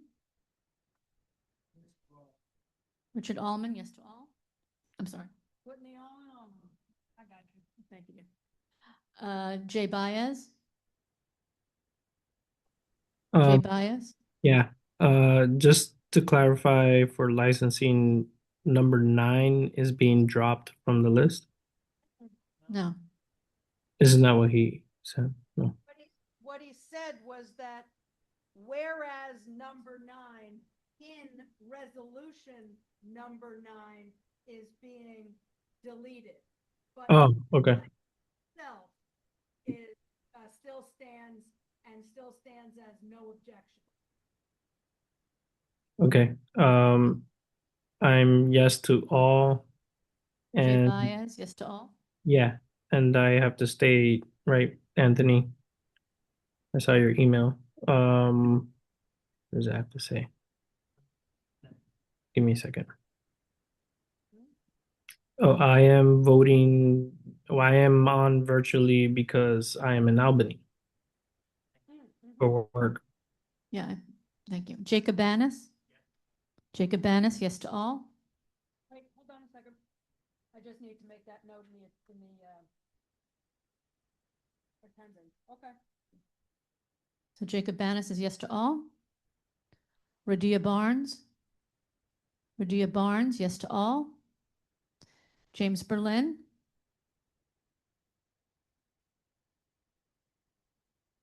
So no on 7, 8, and 9, and yes to the rest.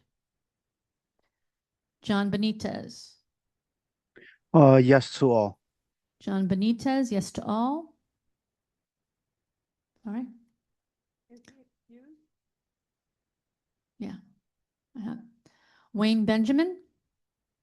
Wayne Benjamin, yes to all. Hector Bonilla? Hector Bonilla, yes to all. Eleazar Bueno? Okay.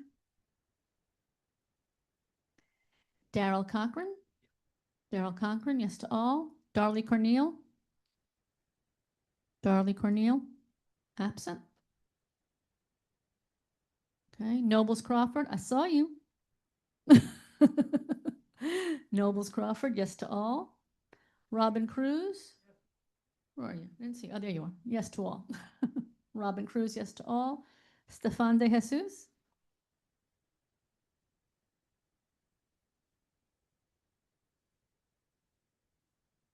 So conflict of interest on F due to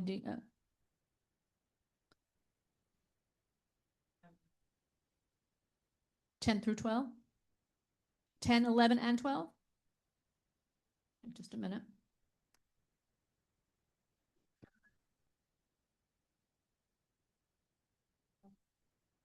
Conflict of interest on F, 10, 11, and 12 due to your position at Department of Transportation, and yes to the rest. Thank you. Just give me a second here. Oh, what is her name again? Who is this person? Catherine Diaz.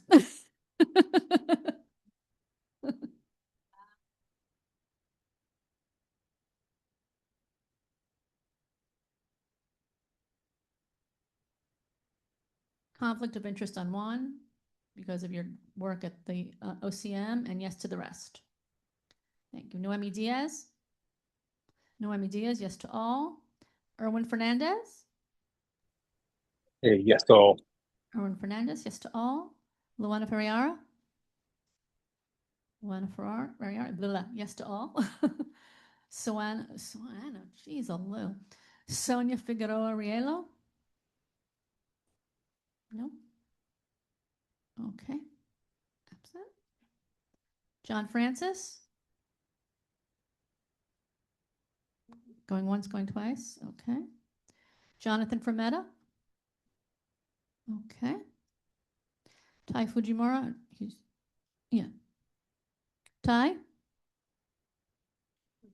He is. He's on. I can see him. Can't hear you, Ty. Blink once if you have any objections.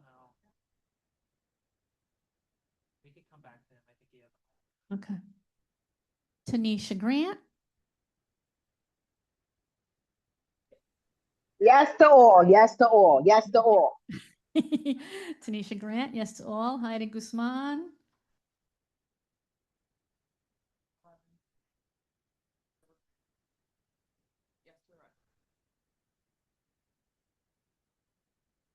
Okay, conflict of interest due to your work at the Department of Transportation for Resos F, 10, 11, and 12, yes to the rest. Okay, Jody Herson? Yes to all. Leo Jimenez, he's absent, right? OC, I know you're here today. OC Kaminer, yes to all. Thank you. Oh, that's me, Alexis Marnell, yes to all. Tracy McNeil? Tracy McNeil, yes to all. Okay, Tracy McNeil, yes to all. Isidro Medina?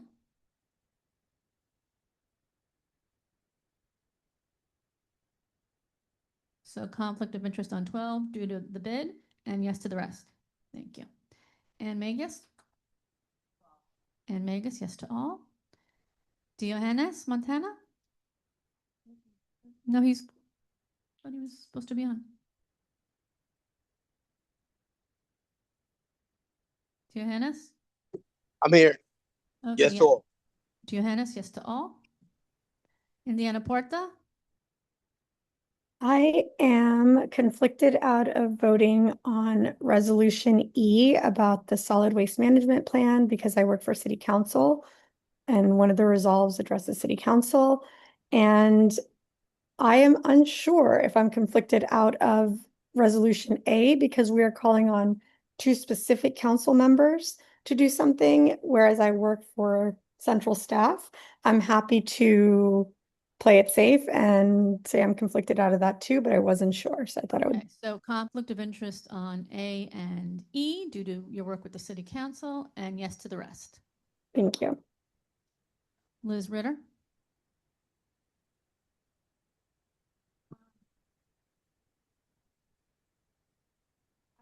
Conflict on number 3, they've donated to an organization on whose board I serve. And I am playing it safe on 8, on the same ground. And yes to the rest. Okay, Liz Ritter, conflict of interest on 3 and 8 because they donate to organizations on board on which you serve, and yes to the rest. Melissa Sims?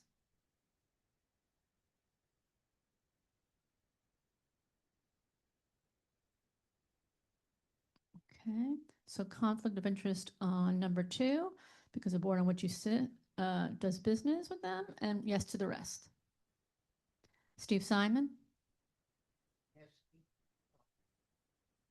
You just want to kill me. It's really what it is. All right. Steve Simon, yes to all. Eitan Steinbaum? Thank you. Yes to all. Can't you just be like him? Lizette Tavares? Lizette Tavares, yes to all. Carlin Egbu? Oh, there you are. Hi, Carl. Carlin Egbu, yes to all. Anthony Viola? I will call you last. That's right. I forgot about that. Crystal Woodley? I think she's absent. So Chair Viola? Wait, no, got the tie. Oh, I'm sorry. Ty is back. Okay, Ty?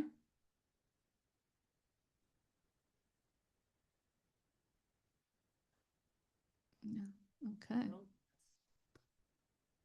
Can't take it. I thought no. In the interim, Anthony.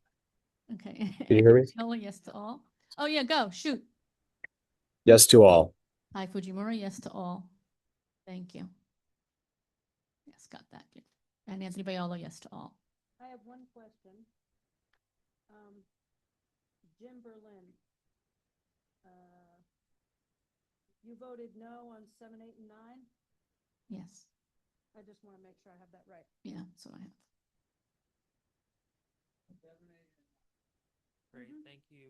Okay, and that's it. Thank you. Thanks. All right, great. Thanks so much. Before we move on to the elected reports, I do want to give an opportunity to someone who did sign up for the public session, but wasn't in the room when I called on them. So Maggie Clark, you're going to speak on Ring, and once you begin speaking, you'll have 2 minutes.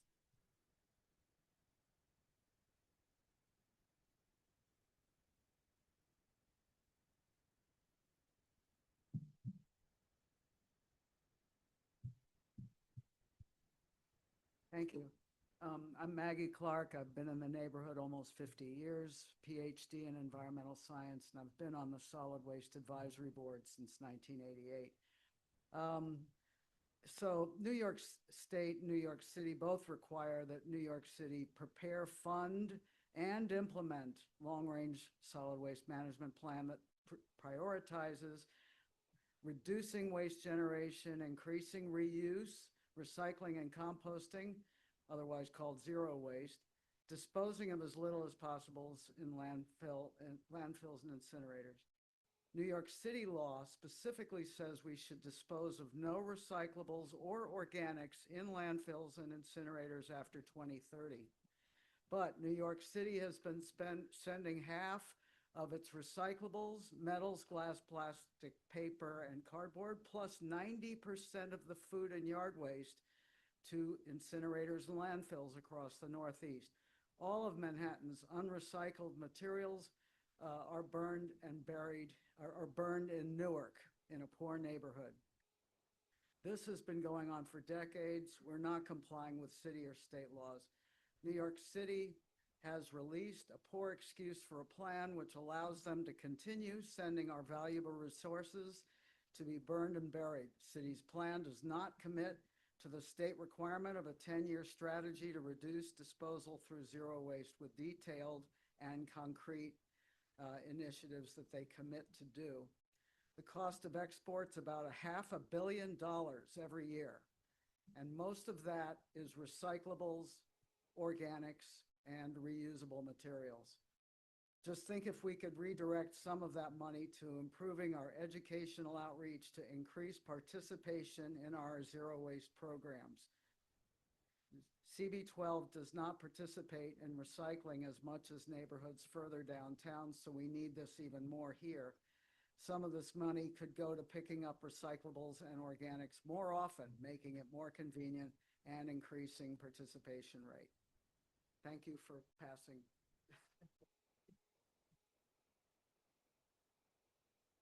Great, thank you so much. We're now going to turn to the elected officials report. I believe I only see one person online, but obviously keep me honest. Freynet Familia from Carmen de la Rosa's office, if you want to unmute yourself, and then you'll have 3 minutes.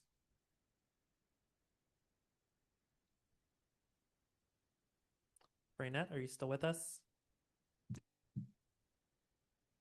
Okay, I will move on to those. What? Do I see Noah? I do not see Noah. Do I see anybody else online? Yes. Great. I'll get to the in-person folks in just a moment. Anyone else online representing an elected official? No. Seeing none. I'll go through the room. Take it away. Yes, and please introduce yourself because I don't think we've met before. So.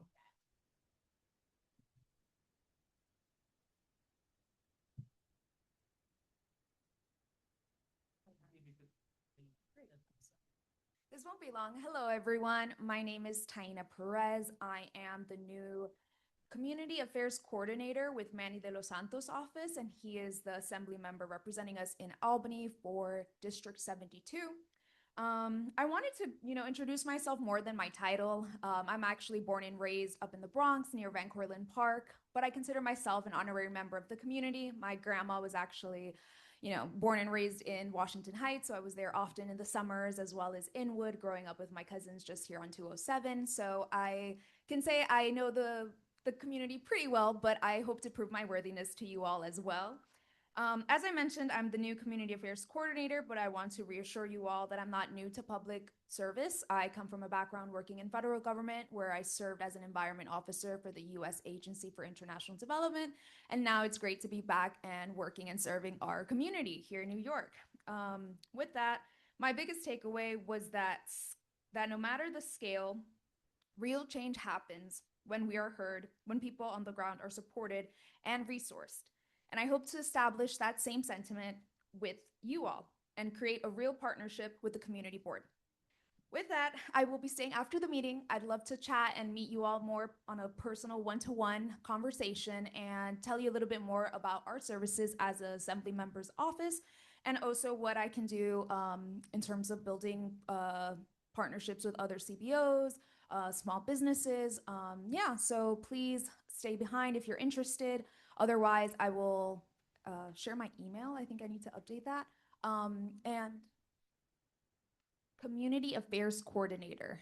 And if you have any questions that I do not have the answers for, I will follow up. This is my second week, so please have some patience with me. With that, it's a pleasure to be here.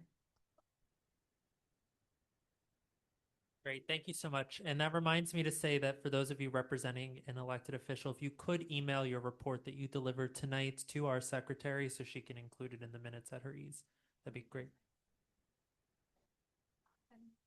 Yes, and otherwise she doesn't include them. Next, I'll turn it to Laurie Tobias Cohen from Congressman Espaillat's office.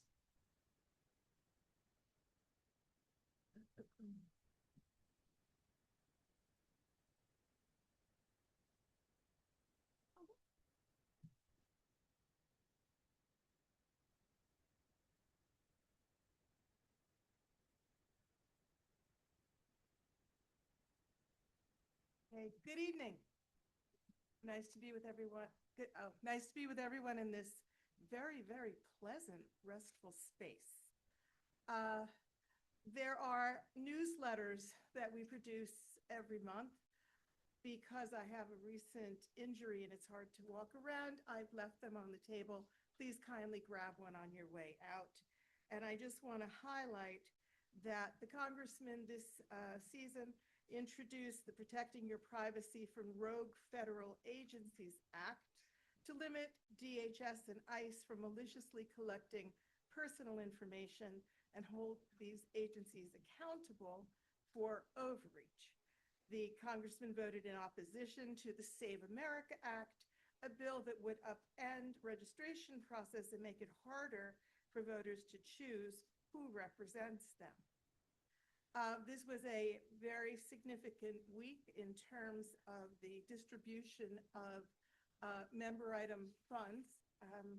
And I'm pleased to share with you that the congressman has given significant monies to upgrade the George Washington High School complex, small business energy efficiency grants to different agencies. City College skills-based workforce got $2 million for their development initiative and training facilities. And the Dominican Studies Institute received a little over $3 million for their expansion project. There were others. These were the ones that I thought were most significant to this community board. In addition, the congressman has given almost $1 million to the Jefferson Community Center, which is located in NYCHA. So there's a constant effort to upgrade facilities in NYCHA. Very close to my heart is the fact that we are now in the season of offering our budding artists throughout the district the opportunity to compete in the Congressional High School Art Competition. If any of you are teachers, or you know teachers, or you know people at our wonderful arts agencies, organizations that could help direct students our way, the first prize is something very special, an all expenses paid trip to DC and a day of exploration, a gala, et cetera, et cetera. We know that the youngsters who go and who win feel very, very gratified, and it looks real good on a college application.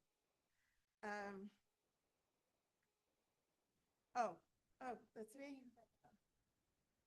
Right. The congressman and others call for investigation of ICE and DHS and the warrantless purchase of American location data. And finally, Congressman Espaillat has said about the bizarre timing of the plaque honoring the Capitol Police who were injured on the 6th. Make no mistake, they did this at 4 a.m. so no one would see. No ceremony, no real recognition.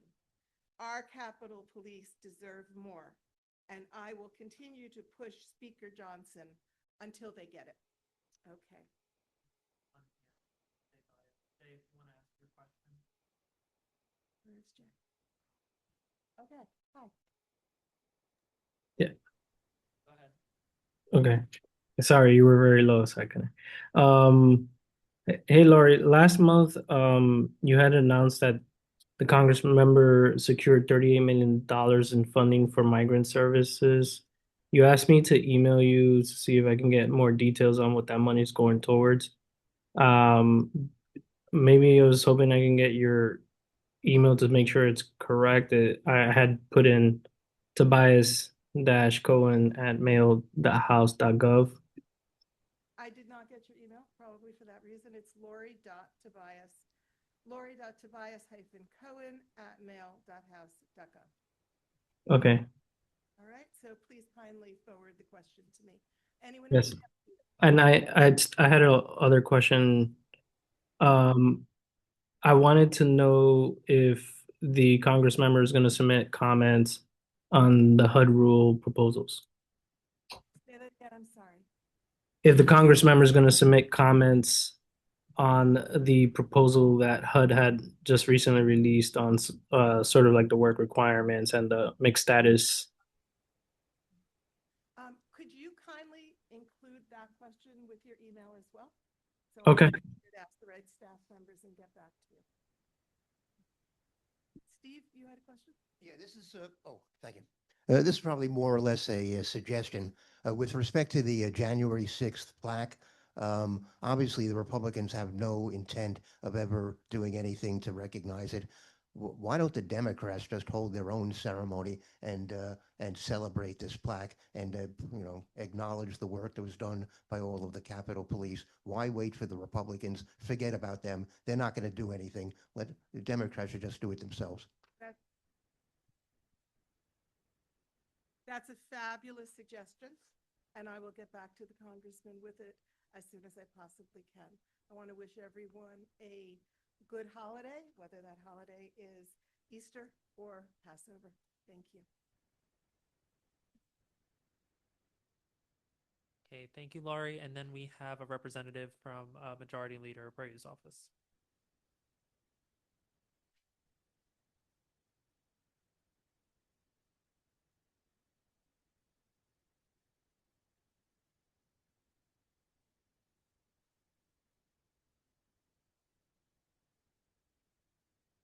Good evening, everybody. My name is Fernando Andrade. My role is Deputy Director for Majority Leader Sean Abreu. So today's report, Happy Women's History Month. So we are in the midst of budget season, and last week, Majority Leader Abreu met with the MTA CEO and Chair Jano and DOT Commissioner Michael Flynn. The MTA spoke on the lawsuit against the federal government to unfreeze tens of millions of dollars already allocated for the 2nd Avenue subway. So everybody knows it's been in the news. The Trump administration has been withholding funds since the fall. So DOT testified on their plans for the year and their breakdown for funding needed. So 2 weeks ago, the council member, Sean Abreu, he was part of the General Welfare Committee and heard 2 pieces of legislation. So we all experienced it, right? These blizzards a few months ago. So what essentially happens, right, when people go to the hospitals and get released, discharged, and unfortunately during this time period, right, people pass, right? It's very sad. So, right, with this committee, right, it would essentially connect Department of Homeland Services and the hospitals, okay? So this doesn't happen again. And in terms of, right, what's been happening in the community, so Councilmember Sean Abreu has been advocating hard for Annabelle Aviles Playground on West 108th Street to reopen it, right? So there's been a reconstruction by the Parks Department, has been upgraded, play equipment, spray showers, new benches. So if you want to make that trip, a little more downtown. Furthermore, right, services that we provide at the district office. So we're hosting NIMIC for tax prep services on April 10. So if you know people that still need this service, please call us. I can say that office number, 212-928-6814. Again, this free tax prep services, April 10. So it's going to be from 10 to 4 p.m. Furthermore, the first Thursdays of each month, we're hosting veteran services at our district office. So I brought some flyers to share with everybody. So if you know veterans who need access, right, to their hard-earned benefits, please let us know, again, by appointment. And lastly, we are also providing free legal services on April 24 and June 2nd. So same thing, please reach out for an appointment. We're hosting New York Legal Assistance Group at our district office. For everybody to know, we're located at 500 West, 141st Street. Thank you for having me. Yes, Steve. Oh, is there anything new to report on the stalemate concerning the Riverside Drive viaduct? I'll get answers for you, Steve. Contract now. I've been asking for that for a while because we haven't had a copy of the contract itself to review. I'll have an update at the next meeting. But that's thanks to the majority leader.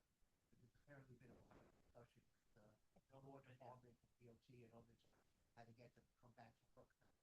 Yeah, but we've been talking to the Yeah, I'll make sure that Committee Board 12 is asking about this, okay? Thank Any you. other questions from board?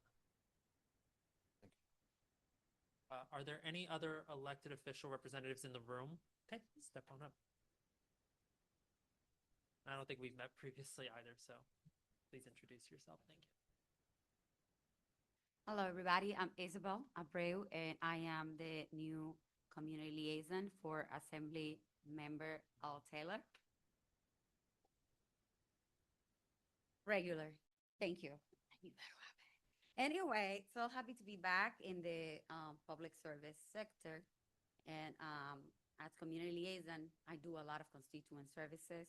And even if you're not in the district, please do not hesitate to reach out, because if I don't have the answers for your issues, your concerns, I will not let you leave my space with empty hands. I will make sure to connect you to whoever it is, your representative or the agency stakeholder that can get you closer to your solutions. So to that effect, I wanted to say I do not have a report, and also I'm not taking questions, but I will give you. Isabel, you can't get away. Oh, I am the Isabel, Steve. So, but I wanted to say that we were really happy to be at the groundbreaking at the Morris Jamel Mansion. And I am so happy to be working in for an elected official that has so many cultural institutions in the district. As a matter of fact, I said like, oh, I think we have like most of them, all of them. So happy to be working with everybody. And the last Friday of every month, the assembly member makes sure to be the one opening the office at 8:30. He's there before any one of us to meet, have one-on-one sessions with constituents. So this Friday, he's gonna be there, taking your questions, listening to your concerns. And if you cannot make it, by the way, you don't need an appointment. You can just walk in. And that goes for me as well. I'm in the office. You don't need to make an appointment. You just come in and we'll make sure to connect you to what you need. We will listen to you. We pick up the phone, we answer emails. I'm gonna give you that number. Please write it down and share with everybody, with constituents. 212-234-1430. We all answer that. And if it's a constituent services situation, you can ask for Isabel or Stacy. We work a lot, which I like because hours go fast and I can go home to my cats, right? So the email also is taylora@nyassembly.gov, and we all monitor that email. 212-234-1430. And it's an honor to serve the community. So come at us. We love you. We love getting solutions for people. Thank you. Great. Thank you so much. Are there any others in the room? Okay, seeing none, I'll turn it back to Freinette from Councilmember De La Rosa's office for their 3-minute report. Freinette, take it away. Hi. Sorry I couldn't be in the room with you guys, but first of all, congratulations to Kiana on her first GBM for CB12. She was ours first, but she's gonna, we're leaving you in great hands. Anyway, we had her first. Also, shout out to Mike, the reporter from Lighthouse. I can attest, is doing some great work covering local events and news, and we need more local journalism up here. Journalism is a big concern in terms of like protecting democracy. So, shout out to Mike for taking on that initiative.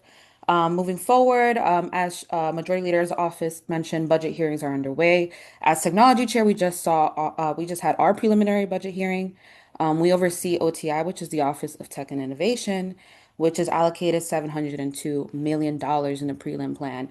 All of these budget hearings are public. You can testify, you can submit written testimony, you can just follow along and see how your taxpayer dollars are being used in the city. It's really important.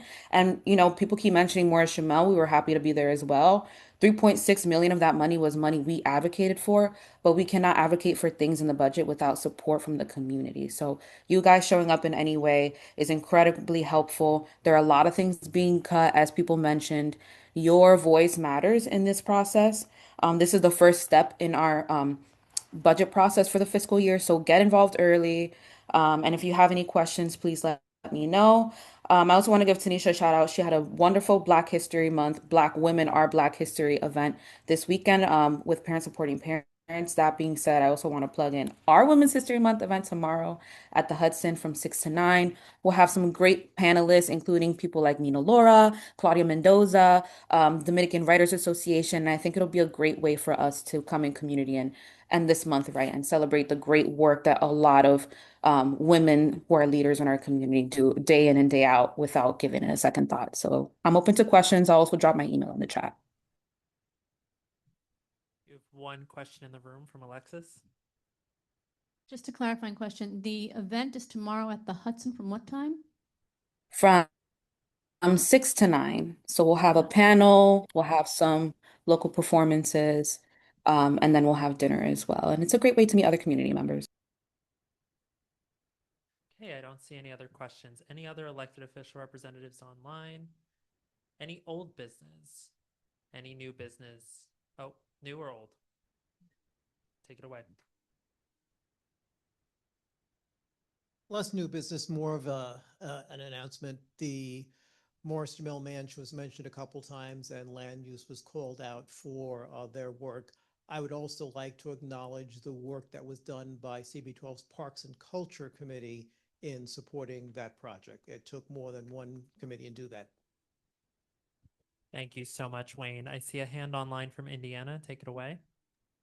Thank you. I'm not sure if this is old or new business, but it's a question about the hearing at the end of the month, the public hearing. Is there anything that we should do to prepare for that? Or we're just going to go and listen to the Board community? members, you are largely obliged to attend. We'd love if you come and ask questions, but beyond youth and education is really leading the charge on that. So they're the ones preparing the hearing, but thank you. Okay, great. Thank you. I see one more hand in the room, Luana.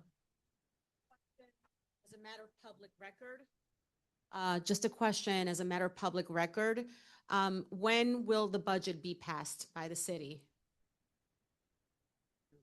And End of by June. the end of June. So that means we have plenty of time to go. To the right? hearings? Yes. Yes. Yeah. They're continuing to hold hearings, and then the executive budget will come out, I believe, in May. Yeah. And then there's another round of hearings. Thank you for that. 1% for parks. Yes. Yeah, so yes. I'd like to adjourn tonight's meeting in memory of the 146 souls who were lost at the Triangle Shirtwaist Factory incident that occurred over 100 years ago. Please look it up or talk to Liz Ritter, who knows quite a lot about it. With that, it is 8:24. Thank you so much, everyone. Thank you. Thank you. Good night.